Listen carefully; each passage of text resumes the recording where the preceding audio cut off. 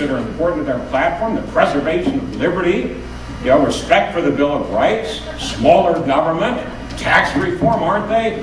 Well, as a matter of fact, they aren't. And if I were to just sit back and let that two-party monopoly status quo system that has failed the American people cycle after cycle after cycle convince me and the rest of us that they will take care of the problem, I'm not willing to do that. They are the problem. They're not the solution of the problem. The two-party system is the problem.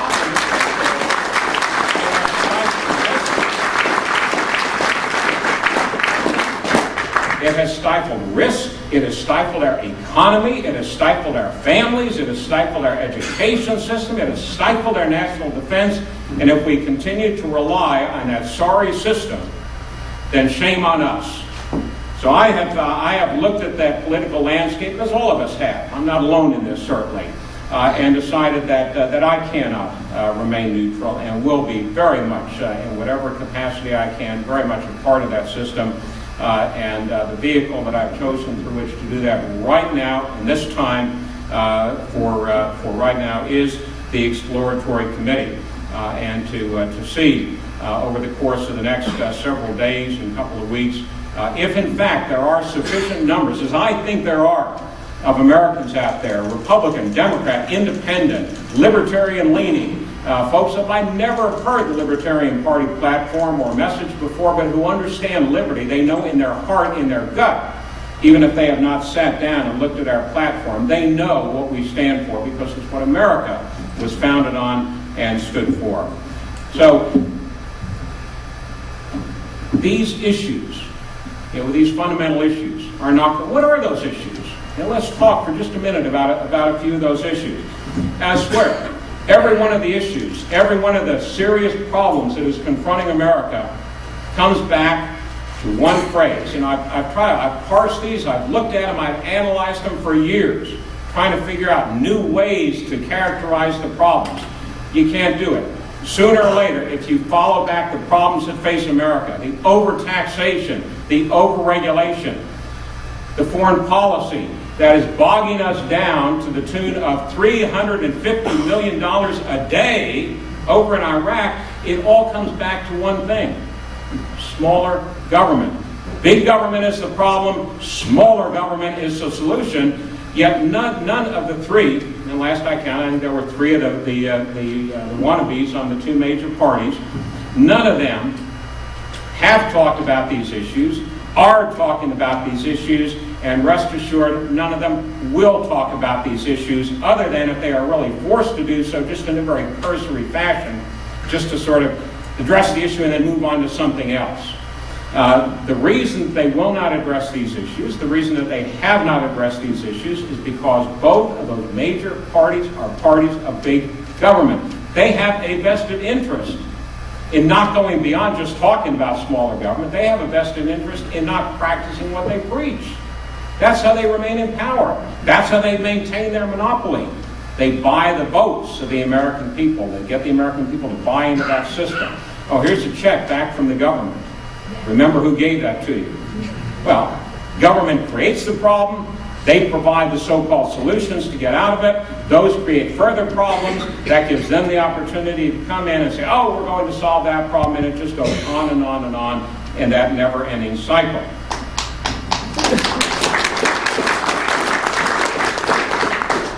Does anybody here think that any of those three candidates that still remain standing, those major candidates, are really going to address the issue of tax reform? And they'll nibble at it a little bit around the corners. Talk about giving a little rebate to the American people, maybe changing the IRS code just a little bit so it makes it a little different for the major corporations to game the system. Yeah, they'll talk about that. They'll maybe talk about slight decreases here and there in the tax rates, but they're not going to tackle the underlying problem. They're not going to tackle the repeal of the 16th Amendment, and they're not going to tackle the need for a fair tax in this country. They have no interest in doing that. The only way these issues are going to be on the agenda this year and in future years, future election cycles, is if we put them on the agenda. If we make sure that they are a part of the agenda. None of the major parties are really going to talk about what is happening to our Bill of Rights. You know, they will pay it lip service. I grant them they will pay it lip service. We need more than lip service. The Constitution, the Bill of Rights of this country deserves more than lip service. Our founding fathers and those men and women who have served in our military over the years in legitimate theaters of operation and have given their lives in support of this country, they deserve better than just lip service to the Constitution of the United States. When we talk about the Fourth Amendment, we as libertarians understand that it actually means something. It was put into the Constitution for a reason.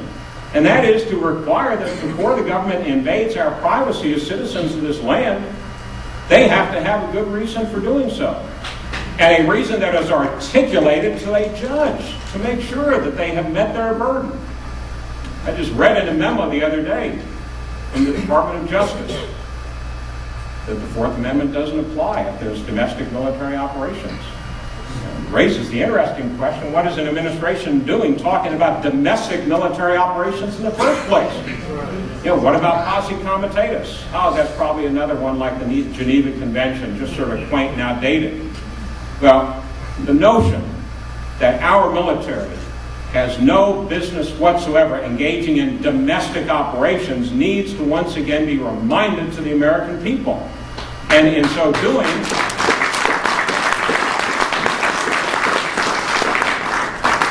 doing, we need to let the American people know that there is, in fact, one party out there, maybe the only one, but there is one party out there, one political vehicle out there that they can latch onto, that they can ride with, that actually does believe in and preach and will defend to the death our Bill of Rights and the freedoms, not just in the Fourth Amendment, not just in the Second Amendment, not just in the First Amendment, but in the whole range, including those that are long forgotten to the American people.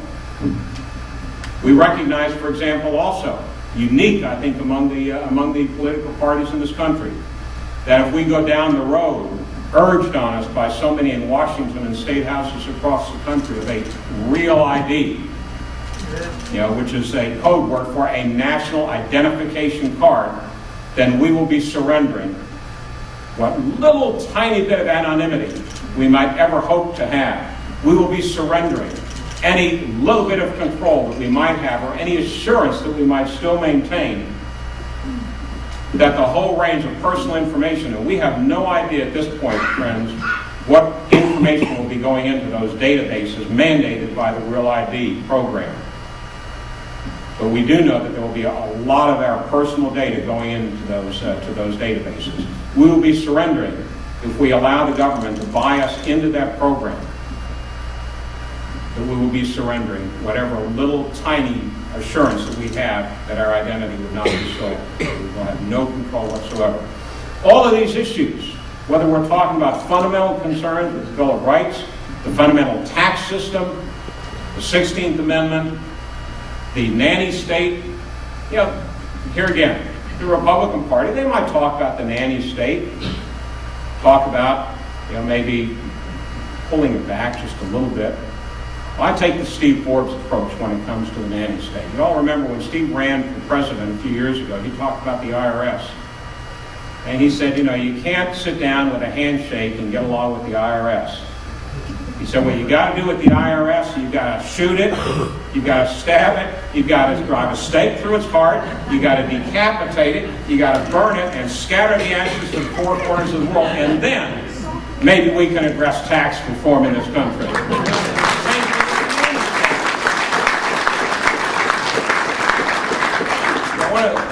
One of my favorite columns to read whenever it comes out is Reason Magazine's, the columns they have on the, so I forget what they call it, the sort of the government idiocy.